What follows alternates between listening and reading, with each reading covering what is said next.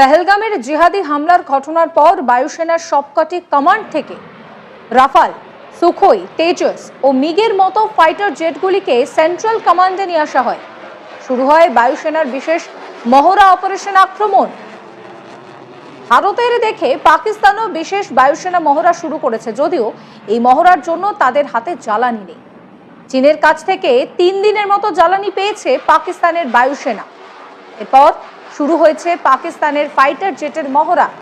সূত্রের খবর, দুটি মহড়া শুরু করেছে পাকিস্তান বায়ুসেনা।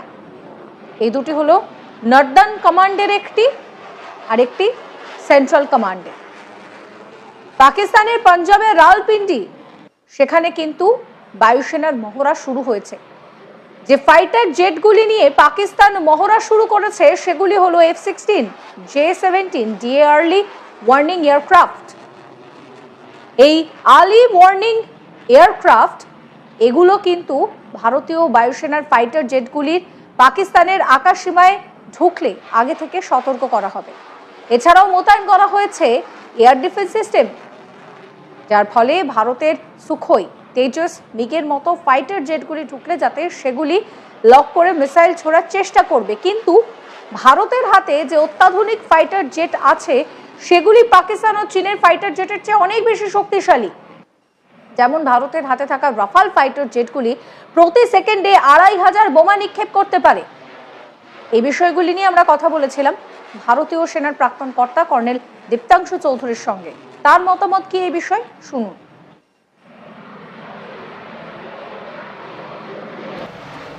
আমরা জানি যে আমাদের ভারতবর্ষে যখন এই পেহেলগাম ইনসিডেন্ট হলো তার দুদিনের মধ্যে অফ আক্রমণ বলে একটা আমাদের এয়ার এক্সারসাইজ চললো, যেখান থেকে আমরা প্রত্যেকেই জানি এবং সমস্ত এই বৈদ্যুতিক চ্যানেলে প্রিন্ট মিডিয়া দেখেছি যে ইস্টার্ন সেক্টর থেকে রাফাল, Su-30, তেজস এগুলোর একটা সেন্ট্রাল সেক্টরে একটা এয়ার এক্সারসাইজ চলেছিল, অপারেশন আক্রমণ। সেটা দেখে পাকিস্তানের আমি নিশ্চিত যে ঘাম বেরিয়েছে। ওরাও এক্সারসাইজ করতে চায়, কিন্তু আনফরচুনেটলি ওদের যে অবস্থা, যে ইকোনমিক কন্ডিশন, একটা এয়ারফোর্স এক্সারসাইজ করতে গেলে যে টাকা দরকার সেই টাকা আপাতত ওদের কাছে নেই। বিশেষ করে তেলের ওদের প্রবলেম, কারণ এই কমপ্লিট মোবিলাইজেশন মুভমেন্ট এয়ার এক্সারসাইজের জন্য যে পরিমাণের তেল দরকার, অল সর্টস অফ ফুয়েল, সেটা পাকিস্তানে কিন্তু লিমিটেড। ওরা বাঁচিয়ে রেখেছে এখন যুদ্ধের জন্য। যদি এট অল ভারতবর্ষ সেইভাবে করে, ওরা ভাবছে এরকম একটা যুদ্ধ হবে, তাই চায়নার কাছে ভিক্ষা ঝুলি নিয়ে গেছিল যে ওরা একটা এয়ার এক্সারসাইজ করতে গেলে, বিশেষ করে যে চাইনিজ এয়ারক্রাফট গুলো, এই চাইনিজ খেলনাগুলো আমি বলি, এই JF-10 এবং JF-17 এই খেলনাগুলো দিয়ে ওরা কয়েকটা এক্সারসাইজ করার জন্য চায়নার কাছে ভিক্ষা চেয়েছিল। এবং চায়না 3 দিনের জন্য ওদের একটা লিমিটেড 3 ডেজের জন্য অয়েল পাঠিয়েছে for this exercise for using in their aircraft. তো গতকালের থেকে এই এক্সারসাইজ শুরু হয়েছে। অনেক বৈদ্যুতিক channel, print media, electronic media সবাই আমরা অনেকের জায়গা দেখছি যে বলছে যে ব্ল্যাক আউট করে দিয়েছে এবং কিছু না কিছু ঘটতে পারে। না, এটা এরকম হয়নি। দে আর পাকিস্তান আমাদের দেখা, কারণ সমস্তটাই আমাদের দেখে পড়ে, ভারতবর্ষকে দেখে। ওদের একটা এয়ার এক্সারসাইজ চলছে ওই দুটো জায়গায়, একটা পাঞ্জাবের জায়গায় চলছে রাওয়ালপিন্ডির কাছে, আর একটা চলছে স্কার্ডুতে। এই দু জায়গায় ওদের এয়ার এক্সারসাইজ চলছে। একটার নাম হচ্ছে ফিজায়ে বাদার। এই দুটো এয়ার এক্সারসাইজ যেটা আমরা জানতে পেরেছি from our agencies, intelligence agencies, ফিজায়ে বাদার আর একটা হচ্ছে লালকার-এ-মমিন। এই দুটো এক্সারসাইজ চলছে। তার মধ্যে ওরা অনেক জায়গায় এই নিজেদের যে অ্যাসেটস, যে প্লেনগুলো, ফাইটার জেট, তারা অলরেডি ডিপ্লয় করেছে।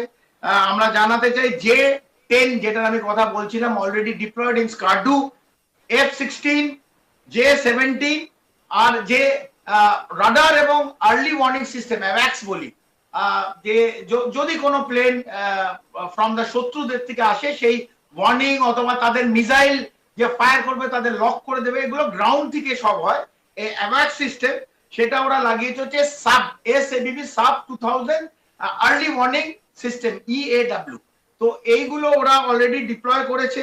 ওরা অলসো ডিপ্লয় করেছে হচ্ছে DA আর্লি ওয়ার্নিং এয়ারক্রাফট। এটা কি করে, যখন শত্রু দেশ থেকে এয়ারক্রাফট আসবে, ধরুন আমাদের Su-30 অথবা রাফাল লাইন অফ কন্ট্রোল করে ঢুকে গেল, এটা তো প্রত্যেকটা সুপারসনিক এরা মানে সাউন্ড ব্যারিয়ার ব্রেক করে, it is fast the 3 Mac 4 ম্যাকে যাবে, তো সময় পাবে না, মানে কয়েক সেকেন্ডের মধ্যে পাকিস্তানে গেল, স্কাডু গেল অথবা লাইন অফ কন্ট্রোল গেল, কমপ্লিটলি বোম্বার্ডমেন্ট করলো এবং ফিরে এলো। তাই ওরা ওখানে একটা D-20 DA-20 early warning aircraft আছে পাকিস্তানে, which is of a very old model but they have deployed that। আর হিমাজ এয়ার ডিফেন্স সিস্টেম, এই যে প্লেন গুলো যাবে আমাদের, ওরা তো আমরা তো ওদের শত্রু, যখন এই রাফাল তেজাস যাবে তো হিমাজ বলে একটা এয়ার ডিফেন্স সিস্টেম আছে, সেখান থেকে ওরা ওই আমাদের ফ্লাইট গুলো লক করে মিসাইল ফায়ার করার চেষ্টা করবে। বাট আমরা জানিয়ে দিতে চাই সু-30, সুখোই 30 অথবা রাফাল অথবা তেজাস আমাদের air to air, air to ground এবং যে bombardment, say for example Rafale 2500 bomb per second it can pounce, so that is the air superiority we have got। এই রাফালের আমরা কেন চয়েস করেছি রাফাল সু-30, so it all has the air superiority against Pakistan and China. এই south দক্ষিণ এবং দক্ষিণ পূর্ব এশিয়ায় এয়ার সুপিরিয়রিটি ভারতের কাছে কেউ নেই, তবু ওরা এক্সারসাইজ করছে খুব ভালো।